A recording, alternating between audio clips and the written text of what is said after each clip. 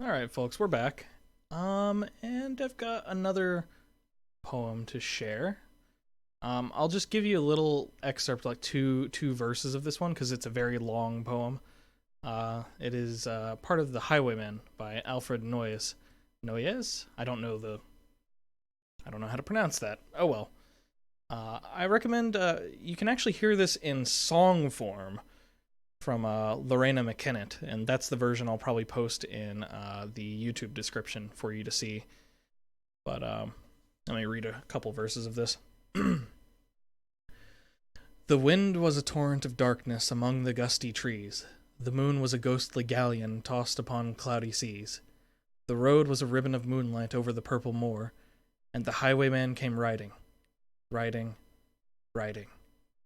The highwayman came riding up to the old inn door. He'd a French cocked hat on his forehead, a bunch of lace at his chin, a coat of the claret velvet, and breeches of brown doeskin. They fitted with never a wrinkle, his boots were up to the thigh, and he rode with a jeweled twinkle, his pistol butts a twinkle, his rapier hilt a twinkle, under the jeweled sky. That's just a couple of those. I really like the imagery in this poem, and this poem is basically just a story. It's not trying to be anything else, really. It's just a really nicely visualized story, so I highly recommend you go give that a listen. And Lorena McKennett's version is quite haunting. And back to the game. Let me open it. Okay. Oops, let me close my volume mixer. There we go. All right, let's start off with the Bay. Let's see what you've written for today. Yuri stares at the poem with a surprised expression on her face. Do you like it? Lysander, this one might even be better than yesterday's. How did you even pick up on this so quickly? Just yesterday I was telling you the kind of techniques worth practicing. Maybe that's why. You did a good job explaining. I really wanted to try giving it more imagery. Yuri visibly swallows. Even her hands appear sweaty. I'm not used to this. Used to what?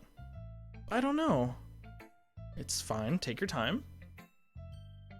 Yuri breathes and collects her thoughts. I know that Yuri likes to think before she speaks. I wish I had that talent. So I offer that patience to her. Man, y'all, I record things. Like, when I record, I hit the record button and shit just spews out of my mouth like the sewer it is. I'm not going to remember this sentence when I upload this video. Yeah, just being appreciated like this, I guess. It probably sounds really stupid, but seeing someone motivated by my writing just makes me really happy. Stupid? Stupid? You mean you're a human? Are you saying you've never shared your writing before? Yuri nods. Really? I don't believe it. I really only write for myself. And besides, people would just laugh at me. Do you really think that?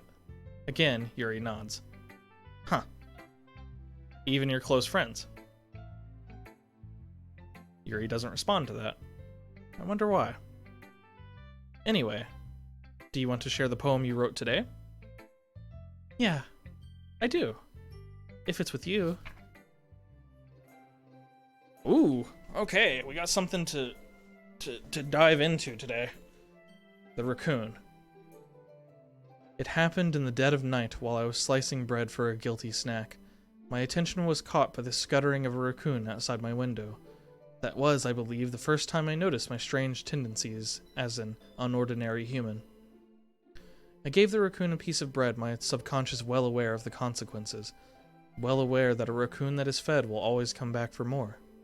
The enticing beauty of my cutting knife was the symptom, bread my hungry curiosity, the raccoon an urge. The moon increments its phase and reflects that much more light off of my cutting knife, the very same light that glistens in the eyes of my raccoon friend. I slice the bread fresh and safe, the raccoon becomes excited. Or perhaps I'm merely projecting my emotions onto the newly satisfied animal. The raccoon has taken to following me. You could say that we've gotten quite used to each other. The raccoon becomes hungry more and more frequently, so my bread is always handy. Every time I brandish my cutting knife, the raccoon shows me its excitement. A rush of blood. Classic Pavlovian conditioning. I slice the bread, and I feed myself again. Holy shit. Let me reread that. I'm gonna be silent for a second.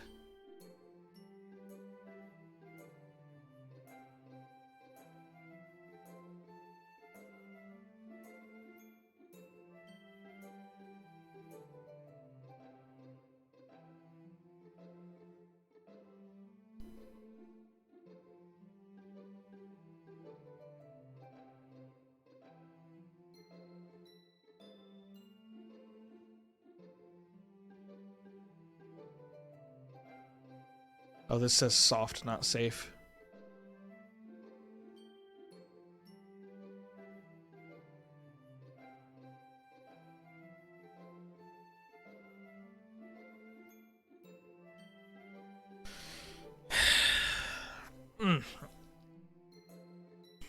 So, I might have this totally wrong. I probably do have it totally wrong, but when I read this, I see mental illness. I see, like, depression. Or something similar to that, though I'm missing some of the symbolism.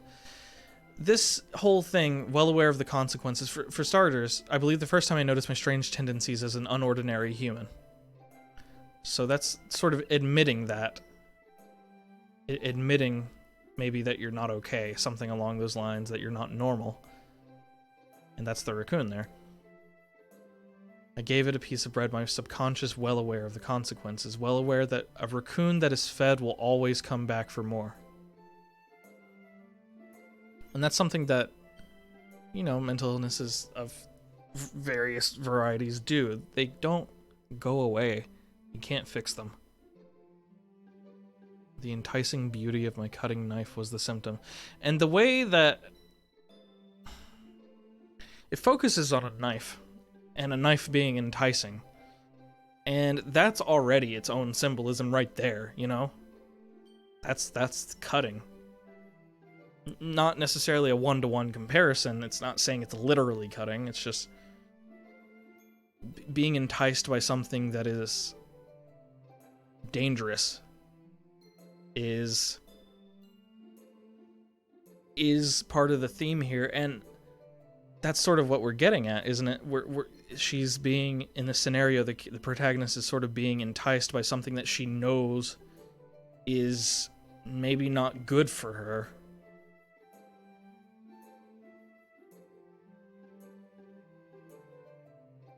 The raccoon and urge. And once you start, you can't stop. It comes back.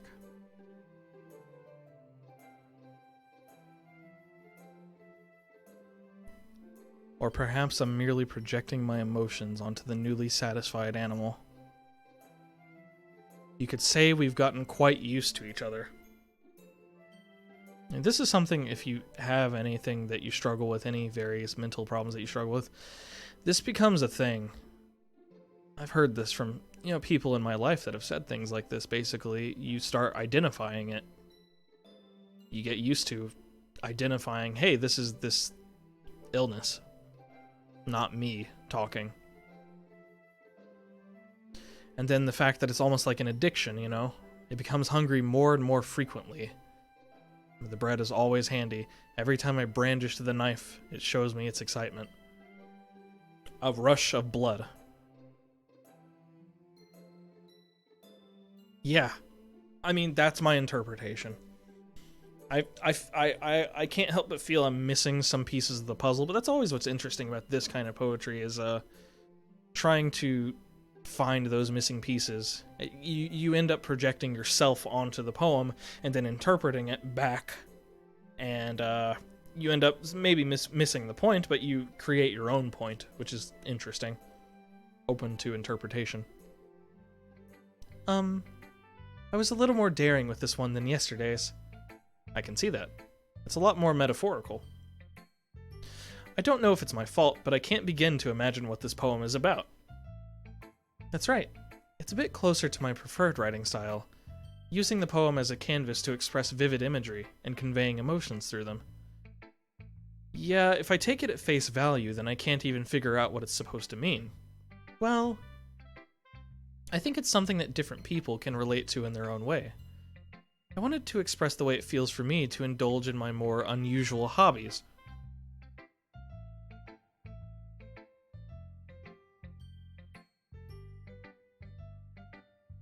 What do you mean?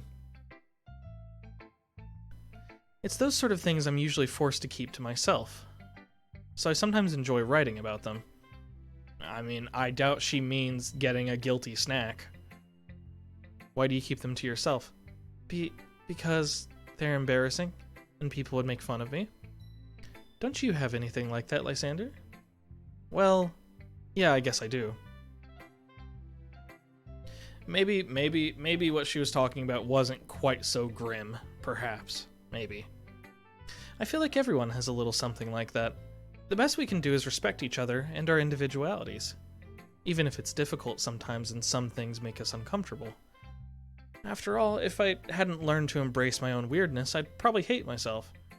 I might be ranting a little bit now. But I'm glad that you're a good listener. You're good at a lot of things. Writing, listening.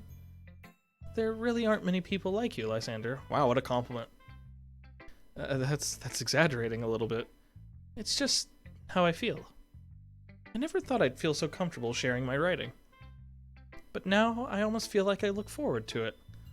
It's just a really nice feeling, and you're to thank for that. It's nothing really. Yuri smiles sincerely at me. For just a moment, her timidness seems to disappear. Cool. Let's talk to Sayori. It is possible I was reading too much into that, but I don't know if I really think so. I mean, maybe it is just about unusual habits, but I see other themes there. I see the theme of addiction, and I see the possible theme of self-harm. I mean, call me crazy. Let me know in the comments, what do you think? I don't know. Man, I'm just playing this game. I have no clue precisely where this is going. I've never seen anyone play this. Oh, I like this one, Lysander. It has some nice feelings in it. Really? Ah, I'm glad. Does that mean it's better than yesterday's? Let me think. I don't know. I guess I like them both. That's not very helpful, you know. Well, I'm not very good at figuring out if poems are good or bad. I'm gonna sneeze.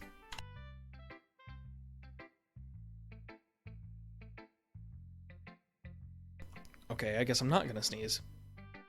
But that's why I just go by my heart. If it makes me feel things, then it must be a good poem. I'm not sure that's exactly how it works, but then again, I guess conveying feelings is a pretty important part of this whole thing. It is. And, oh, if I right-click, that gets rid of the thing. Huh. Honestly, I don't even know what kind of writing you like in the first place. Yeah, me neither. I enjoy her. She's a treat. Ugh. Why don't you at least try giving it some thought? Oh, you want to write something for me? That's so sweet. Yeah, right. But you're always thinking about other people. You need to think about yourself once in a while. If you don't, you might end up getting hurt at some point. Yeah, she's kind of what you would see as naive, perhaps. Eh? Well, I don't really know what you mean, but I'll try to keep it in mind. Whatever. Anyway, let's see. I guess I like happy poems. Wait, sometimes I like sad poems too. Sometimes a little bit of both. There's a word for that, right?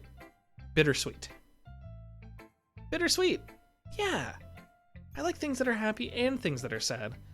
Happy and sad. I can't see you liking something sad, Sayori. Well, I like happy the most.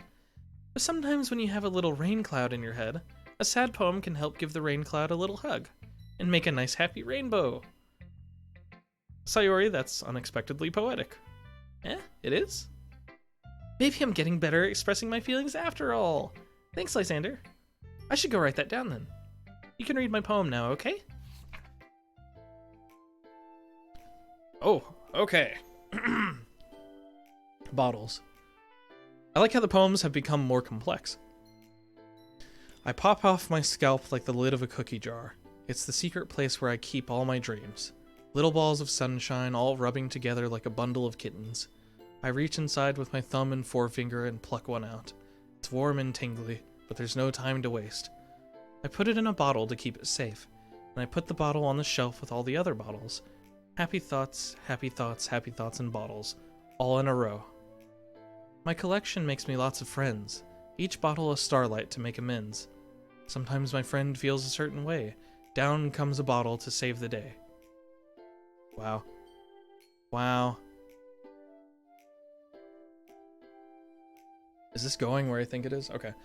Night after night, more dreams. Friend after friend, more bottles. Deeper and deeper my fingers go, like exploring a dark cave, discovering the secrets hiding in the nooks and crannies. Digging and digging, scraping and scraping.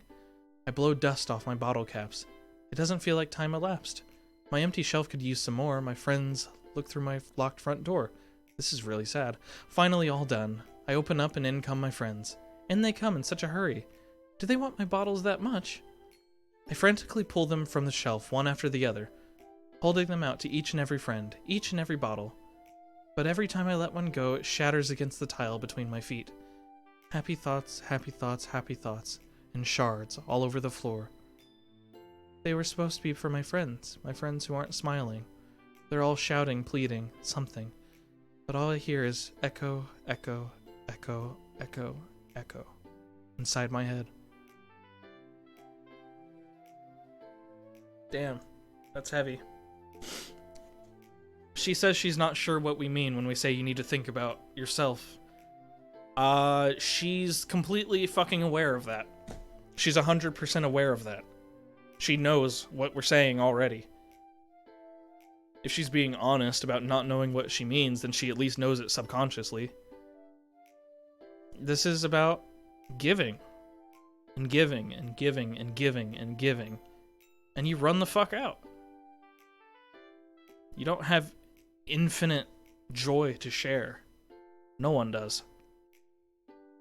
And you want to keep giving because they're your friends, right? But even then, you don't have you don't have infinite joy. Damn. That was good. I like this. Holy crap. Sayori, did you really write this? Of course I did. Didn't I tell you yesterday I was going to write the best poem ever?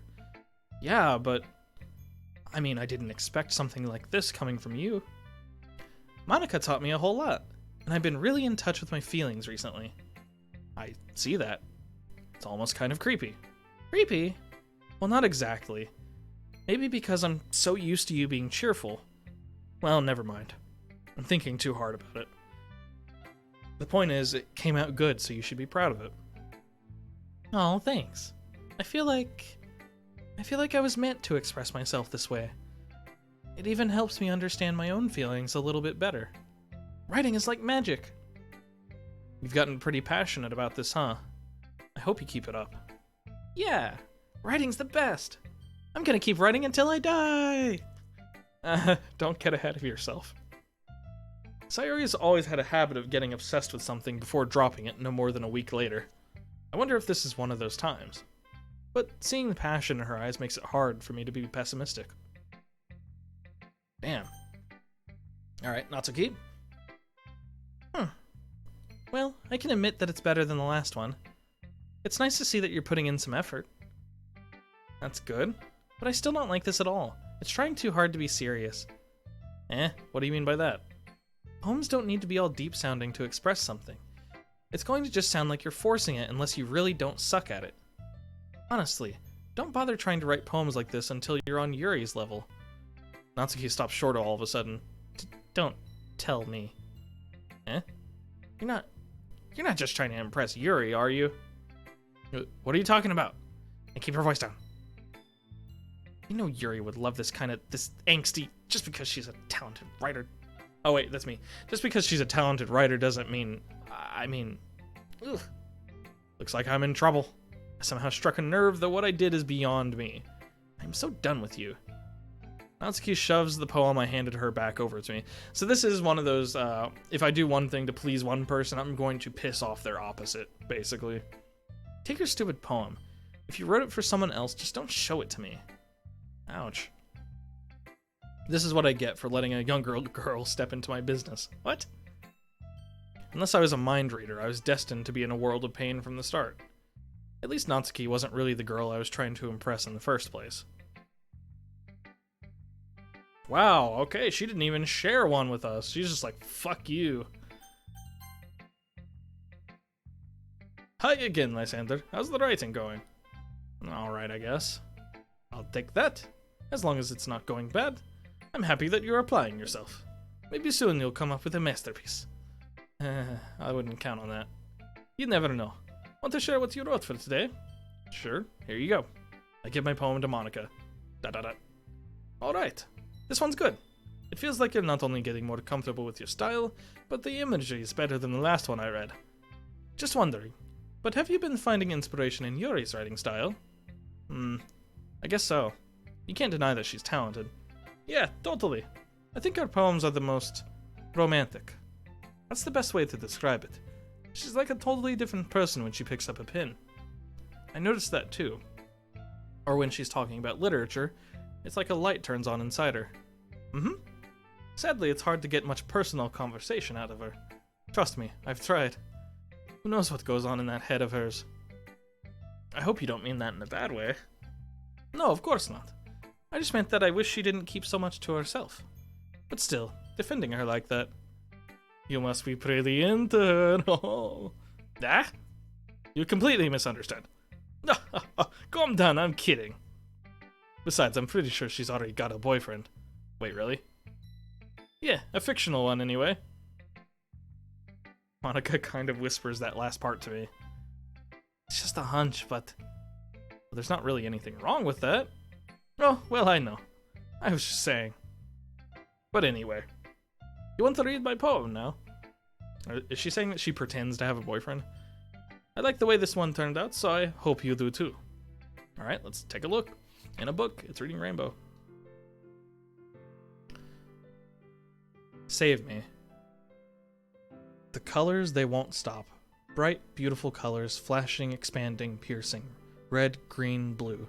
And endless cacophony, of meaningless noise. The noise, it won't stop. Violent, grating waveforms, squeaking, screeching, piercing. Sine, cosine, tangent. Like playing a chalkboard on a turntable. Like playing a vinyl on a pizza crust. An endless poem of meaningless. Load me.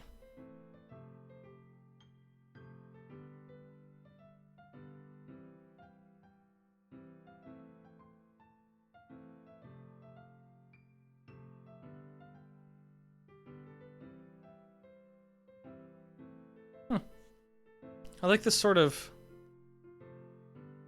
almost horrific emotion this brings you when it's couched in this technobabble, essentially. Violent, grating waveforms, squeaking, screeching, piercing. Heh. Neat.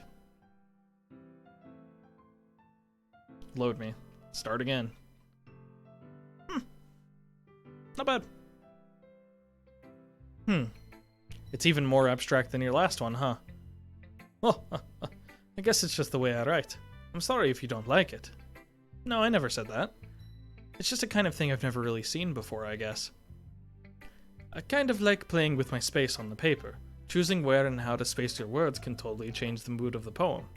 It's almost like magic. The way I wrote the lines really short makes it feel like they're trying to speak over the noise. I see. It's still hard for me to tell what it's about, though. Sometimes asking what a poem is about isn't the right question. A poem can be as abstract as a physical expression of a feeling, or a conversation with a reader. So putting it that way, not every poem is about something. Anyway, I like how this game actually gives you an effective introduction to poetry. By showing you poetry and couching this whole concept into a dating sim.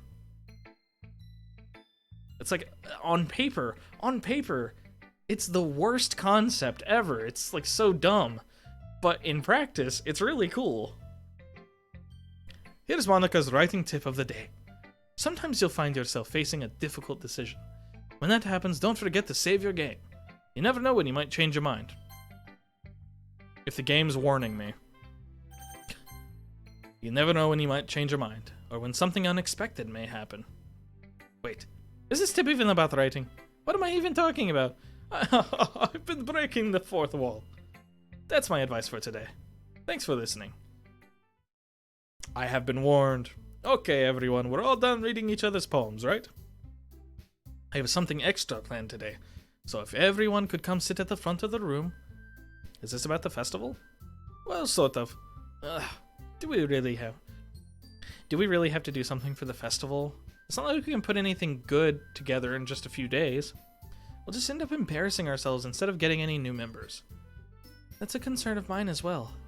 I don't really do well with last-minute preparations. Don't worry so much. We're going to keep it simple, okay? We won't need much more than a few decorations. I'm gonna sneeze. I actually sneezed that time. Ow. Sayori has been working on posters, and I've designed some pamphlets we can give out during the event. Okay, that's great and all, but that doesn't tell us what we're actually going to be doing for the event. Oh, sorry, I thought you heard about it already. We're going to be performing! Performing? Monika? Yeah, we're going to have a poetry performance.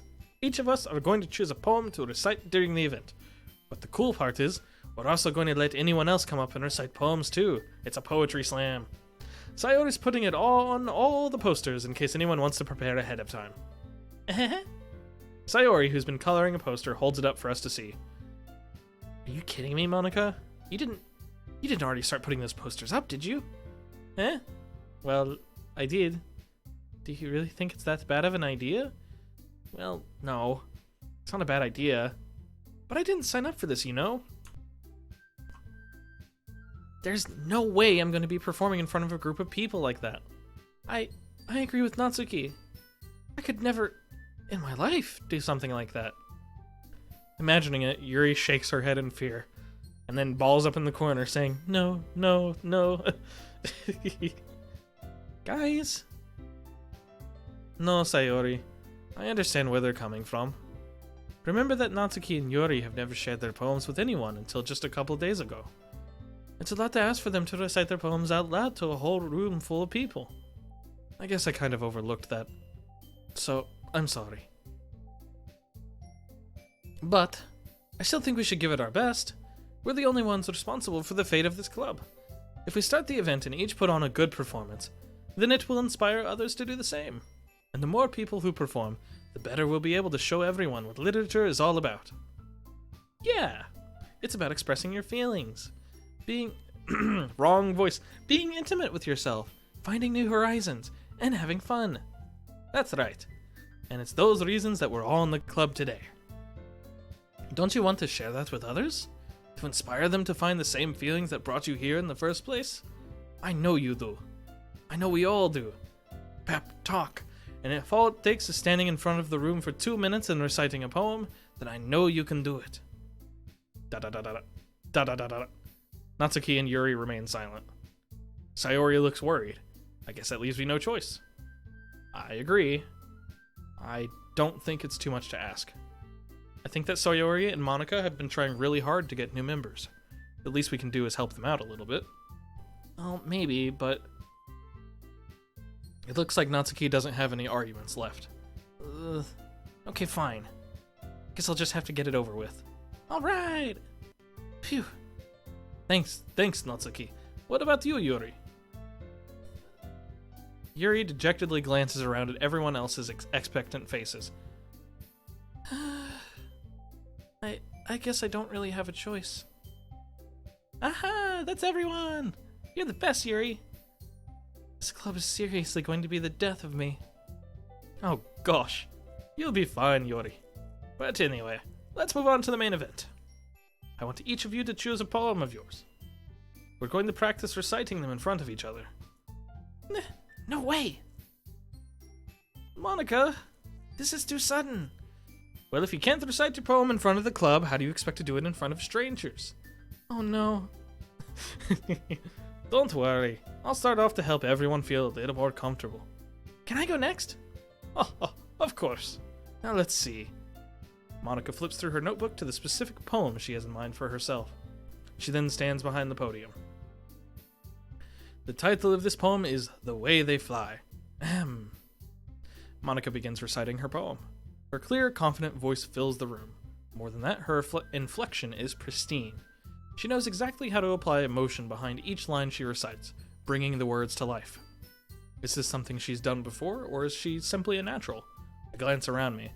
Everyone has their eyes on Monica. Sayori looks amazed. Yuri has an intense expression on her face that I don't understand. Finally, Monica finishes the recitation. I didn't even look at Natsuki. The four of us applaud. Monica takes a breath and smiles. That was so good, Monica. Thank you very much. I was just hoping to set a good example. Are you ready to go next, Sayori? I'll go next. What? Yuri's fired up all of a sudden. Yuri clutches a sheet of paper between her hands and stands up. She was trying to muster up some bravery that whole time. Keeping her head down, she walks quickly over to the podium. This poem is called... Yuri anxiously glances at each of us. You can do it, Yuri! It's called After Image of a Crimson Eye. Yuri's voice shakes as she starts reading the poem. Just a moment ago, she practically refused to do this. Why is she suddenly putting in so much effort? As Yuri gets past the first couple of lines, her voice changes. It's almost like what happens when Yuri gets absorbed into her books. Her quivering words transform into the sharp syllables of a fierce and confident woman. The poem is full of twists and turns in its structure that she enunciates with perfect timing. This must be a rare glimpse into the whirling fire Yuri keeps concealed inside her head. Suddenly, she's finished. Everyone is stunned. We're absolutely floored. Yuri snaps back into reality and glances around her, as if she bewildered even herself. It's up to me to save this situation. I'm the first to start applauding. Everyone joins me afterward, and we give Yuri the recognition she deserves.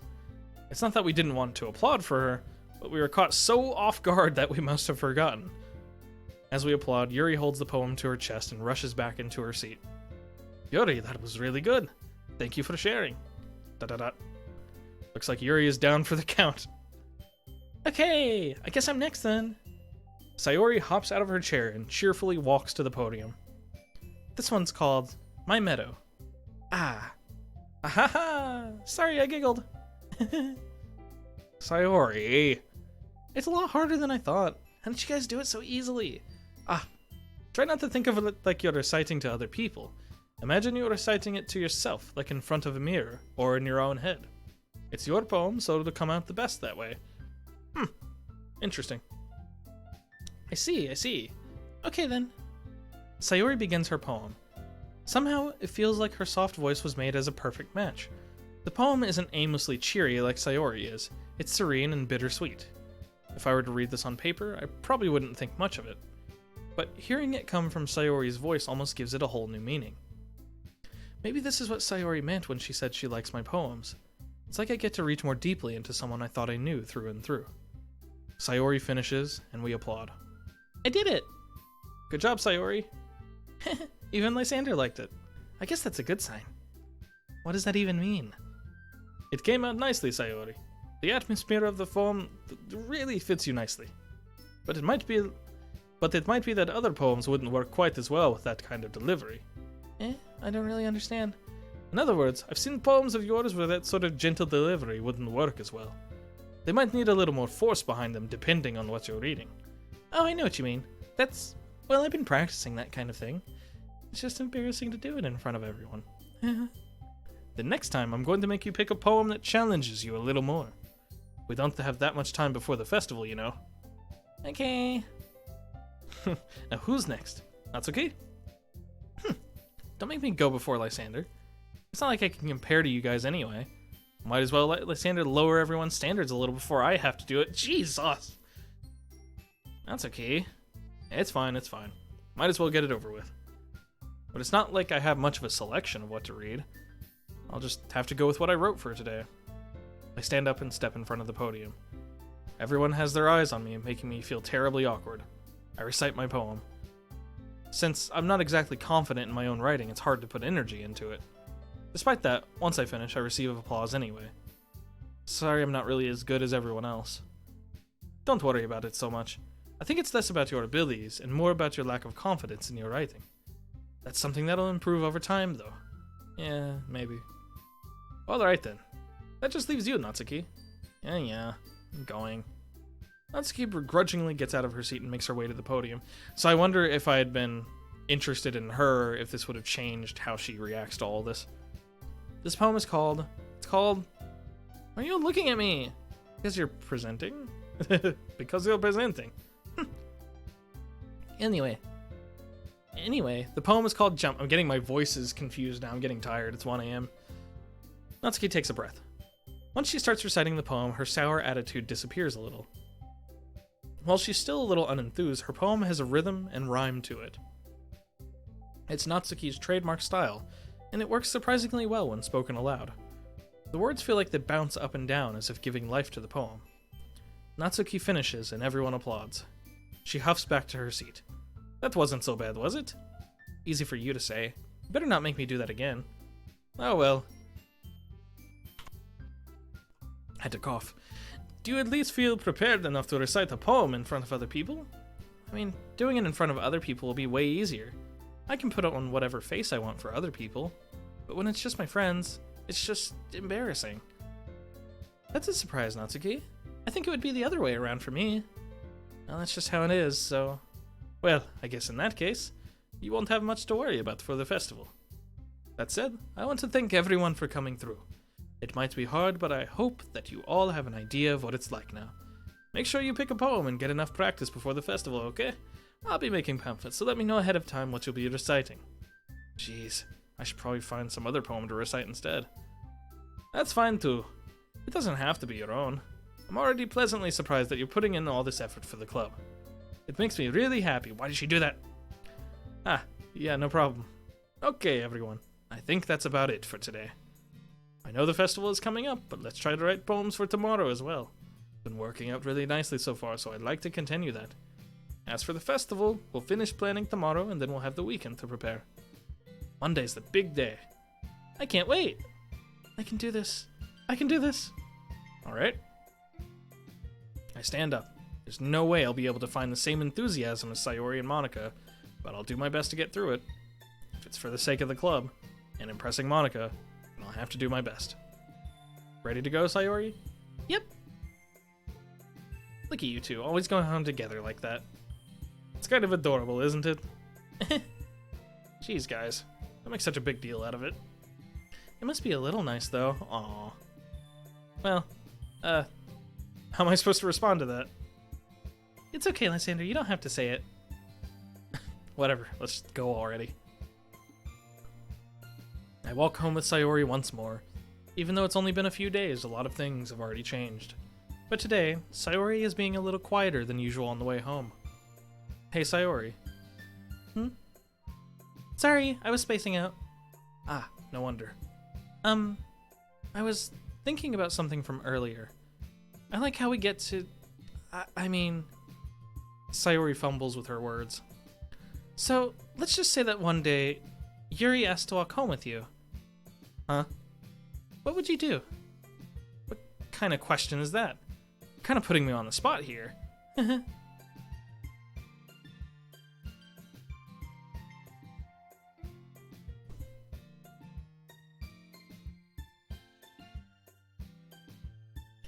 I don't want to hurt her feelings. Save the game. Gotta save the game. I'm not gonna hurt her feelings. Oh, look. Even if I'm going out with Yuri, I wouldn't want to jeopardize the friendship I have with Sayori because I already have a friendship with Sayori. But I think this is our first hint from her that she might be like actually into us, or it could just be that she, doesn't want to lose out on being friends. Sayori, you really think I would ditch you for Yuri? But she's so beautiful and smart. Jeez, I already see her in the club every day. Besides, you always seem to really like going home together. I wouldn't just ruin that for you. You're so silly, Lysander. You think about me too much sometimes. Yuri would deserve it if she wanted so. Sayori, I've already made up my mind. I really can't figure you out sometimes. Sorry. Besides, what's the point in speculating something that's never gonna happen? The conversation fuck. It's going to happen. It's gonna happen. I put myself on the spot. Now when I do it, I've lied to her. Ah, shit. I'm gonna have to... Do I care enough to look this up, to look up whether or not I should take this decision and change it? I'm holding my head in my hands right now. God damn it. It's kind of a weird thing for Sayori to care so much about, but I want to respect her and keep her happy too, right? Then again, the festival is only a few days away. Who knows what will happen in that time? It is interesting though, our character really hasn't professed much interest in Sayori. Yet. He probably does have some. Anyway, folks, we'll leave this section for next time because it's been 40 minutes. Longest episode yet. I will see you guys next time.